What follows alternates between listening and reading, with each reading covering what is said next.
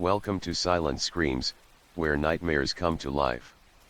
Get ready to step into a world of darkness, chilling whispers, and terrifying secrets waiting to be uncovered. Here, silence isn't peace, it's the prelude to your worst fears. Are you ready to face the depths of your darkest nightmares? Stay tuned for stories you'll never forget. Story 1, The Aberration. It began with a rumor. A small, isolated town nestled between dense forests and fog-covered hills, where strange disappearances had become a routine part of life. No one could recall the exact day it started, but the news was clear: people were vanishing. Not just any people, but the ones who seemed to be changing. The first disappearance was that of Emily Carter, a young woman who had been living in the town her whole life. Emily was a quiet, studious type, always curious about the forest that surrounded them. One morning, she was gone, no traces, no signs of struggle, just an empty house. Her family was frantic, but as the days passed, the search efforts faded. What was more troubling was that no one had seen her leave.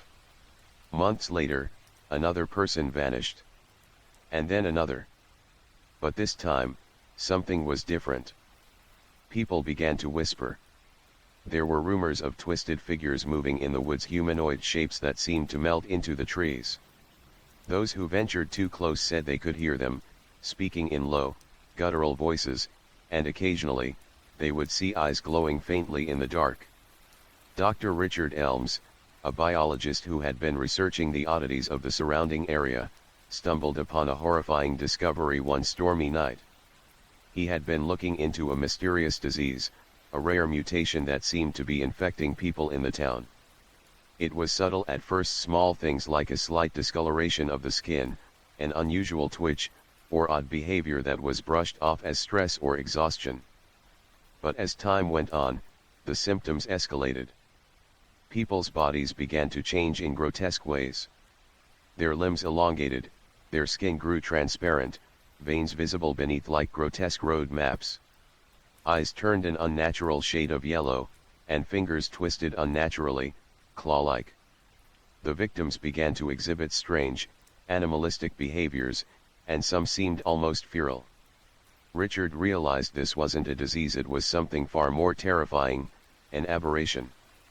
A mutation that wasn't random, but part of something far older, something rooted in the forest itself. There was one theory that kept Richard awake at night: the mutations were connected to an ancient curse, a force that had been dormant for centuries.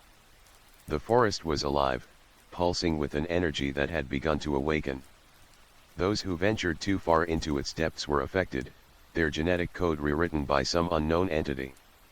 It was an experiment, he theorized. One that had gone terribly wrong. As Richard dug deeper, his own transformation began. At first, it was nothing but a strange sensation in his hand, like the fingers were stretching. Then his skin started to feel tight, his vision blurred, and he could hear strange whispers in the back of his mind, urging him deeper into the woods. But he couldn't stop. Something was calling to him. The more he resisted, the worse the symptoms became. His once stable thoughts began to fracture, and every step felt heavier, as though something was dragging him toward the center of the forest. It was then that Richard realized the horrifying truth: the mutations weren't an accident. They were the result of a deliberate force. The town wasn't just cursed, it was part of an ancient experiment to create something new, something beyond human. In his desperation, Richard made a final trip to the heart of the woods, where he found the remnants of an old laboratory buried deep beneath the ground. Inside, he uncovered terrifying files that revealed the truth: the mutations were intentionally engineered by a secret society obsessed with immortality and genetic manipulation. These figures, long thought to be myths, had been conducting experiments on the townspeople for generations. Richard's body had almost fully transformed by now. His hands were elongated, his skin a sickly gray, his eyes glowing faintly in the dark. He could hear the whispers now, louder than ever, as if they were his own thoughts. But what frightened him most was the knowledge that the mutations were no longer confined to the people. The forest, too, had been affected, pulsing with a dark energy, the trees twisting into grotesque forms. In his final moments of lucidity, Richard realized that the mutation was evolving, and he was now the final piece in the puzzle. The entity in the woods had been waiting for him, for someone with the right genetic makeup to complete its transformation. And as Richard took his last breath, he understood that the curse was not just a force of nature, it was alive. But it didn't end with Richard. The town would fall next. The mutation would spread, faster than anyone could have imagined. The creature, the entity, would rise. And the last thing Richard saw before the darkness overtook him was a figure emerging from the trees, its form grotesque, but familiar. It was Emily. The town of Wilkes-Barre was never heard from again. A few daring souls came to investigate, but what they found were only remnants of the mutated figures, now fully transformed into grotesque, monstrous versions of the townspeople. Their bodies were an unrecognizable horror fused with the very essence of the forest, their eyes glowed in the dark, and they wandered the woods, lost and twisted. The forest itself had changed too. The trees now whispered, alive with the same strange energy that had claimed the town. The mutations were not a disease, they were a new form of life, born from the ancient entity that now ruled the land. And anyone who ventured too close to Wilkes-Barre would hear the whispers, soft at first, but growing louder, beckoning them closer. The forest was alive, and it was waiting for the next mutation to begin. Story 2, Mutations. It all started with an offhand comment on a research forum about the limits of human evolution. Dr. Alice Reeve, a brilliant but eccentric geneticist, took that comment more seriously than anyone could have imagined. What began as a curiosity grew into an obsession, one that would blur the lines between science and something darker, much darker. Dr. Reeve had always been fascinated by the idea of human adaptation. She dreamed of a world where humanity could evolve to survive in even the most extreme environments. With the rapid advancements in genetic editing, she believed she could accelerate this process, making humanity capable of thriving in any condition. But there was a catch: she needed to experiment. And the experiments required subjects. Alice worked in the shadows of the university, under the radar of ethics committees and funding agencies. It didn't take long before she found willing participants, students in financial distress, those desperate enough to believe in the promise of a better life. But the price for this promise was steep. One by one, her test subjects were introduced to a series of untested genetic modifications, each more dangerous than the last. They were told they were part of a medical trial, that the alterations would improve their health, their abilities, their lives. But Alice had different plans, and soon, those plans began to unravel in ways no one expected. The first few subjects seemed to show promise. Their genetic modifications triggered bursts of incredible strength, enhanced senses, and quicker reflexes. It was only when one subject, Gregory, began to show signs of uncontrollable aggression that Alice realized the full scope of her mistake. The mutations were unpredictable, and the changes were only the beginning. Gregory's transformation began innocently enough. His skin paled, his muscles grew, and his eyes became unnaturally sharp. But soon, he began experiencing fits of rage, violent outbursts that left others terrified. Then, the first strange incident occurred. Gregory's body began to contort in unnatural ways, as if his bones were shifting inside him. His skin, once smooth, began to warp, growing scales in patches that glittered like dark jewels. Alice watched in both fascination and horror as Gregory's body transformed into something monstrous. His fingers elongated into claws, his back hunched unnaturally, and his voice became a guttural rasp. The terror in his eyes was evident, but the pain of his transformation was even worse. When Gregory attempted to escape, the hospital room became a scene of destruction. Alice's team tried to subdue him, but he was no longer a human being. He had become something else, something deadly. In the chaos, Gregory was finally killed, but not before he inflicted horrific damage. His mutations were irreversible, his aggression unstoppable. Alice realized too late that she had unleashed something beyond her control. The aftermath of Gregory's death was only the beginning. As Alice's experiments continued, the mutations began to spread among the subjects, each one taking on different characteristics.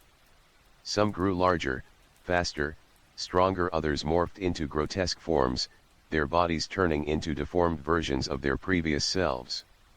One of the most disturbing transformations occurred with Natalie, a quiet student who had volunteered for the experiment in hopes of gaining more strength for her athletic career. But Natalie's mutation was different. It was subtle at first. She grew quiet, almost withdrawn, but then she started hearing things, voices whispering to her, calling her name in a voice not her own. Her skin began to ripple, veins popping under the surface like worms.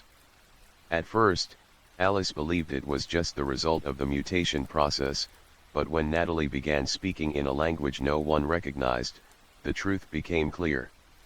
Natalie was no longer herself. Something else had taken over her mind, and with it, her body. Her mutation was not just physical, it had somehow altered her consciousness, warping it into something alien. Natalie began to use her newfound abilities, her body twisting and warping with a fluidity that terrified those around her. She seemed to grow more powerful by the day, her movements becoming more erratic and violent.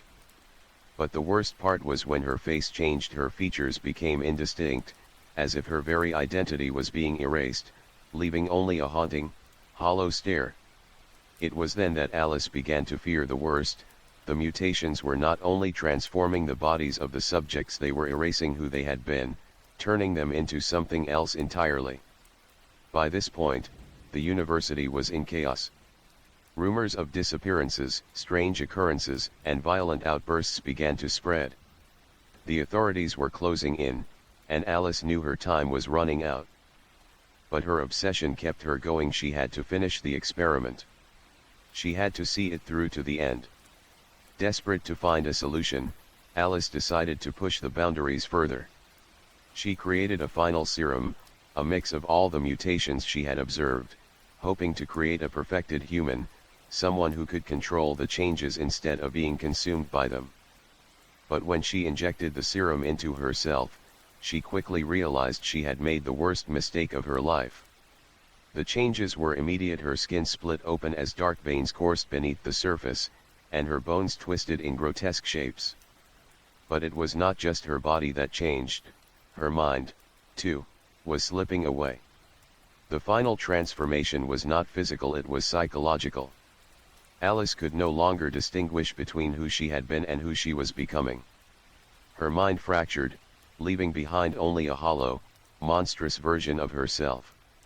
And then the whispers began, the same whispers that had consumed Natalie. They were calling her name, but it wasn't her real name.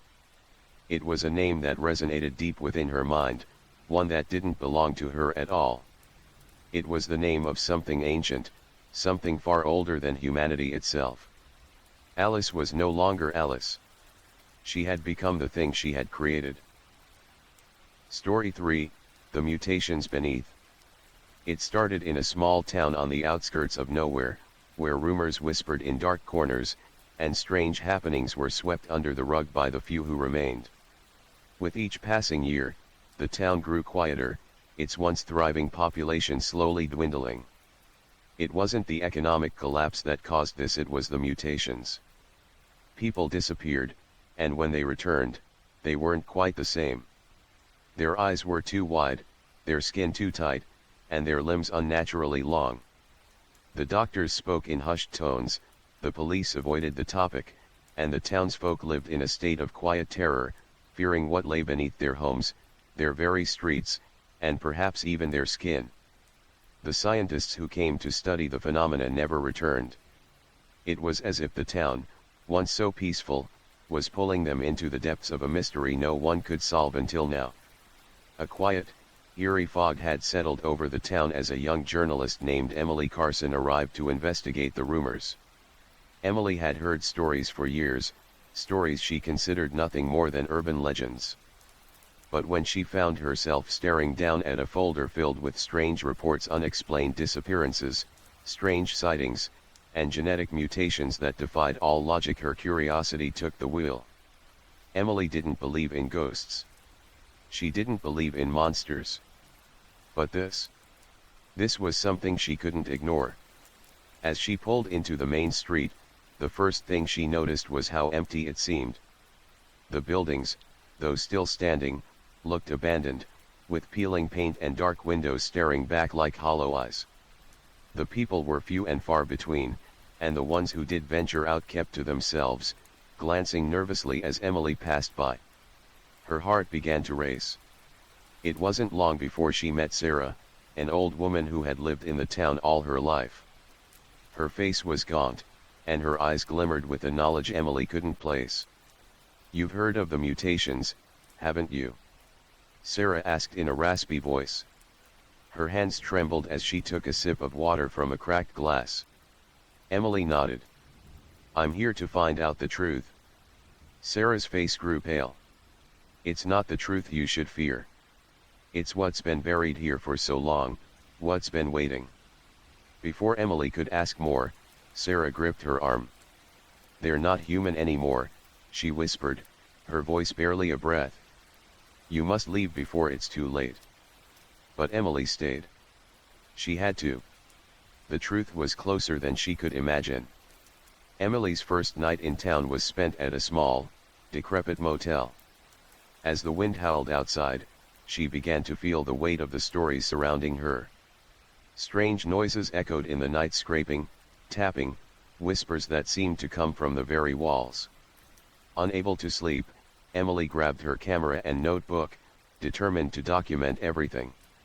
She stepped out into the cold, her breath visible in the frosty air. Her eyes scanned the street, where shadows seemed to linger just a bit too long. She turned the corner toward the abandoned research facility at the end of town, the one that had been shut down after the first cases of mutations were reported. Inside, she found evidence that chilled her to the core: old medical charts, syringes, and strange notes scribbled in a hurried hand. One paper caught her eye. The mutations progress faster with each new subject. The DNA sequence is becoming unstable. We need to stop the experiments before it spreads beyond the town. Emily's heart raced. There was no mention of what happened to the subjects. But she didn't need to know more. She could feel it, a presence lurking just beyond her senses. A door creaked open, and a figure stepped into view. Its silhouette was strange, too tall, too thin. As it stepped closer, Emily's blood ran cold.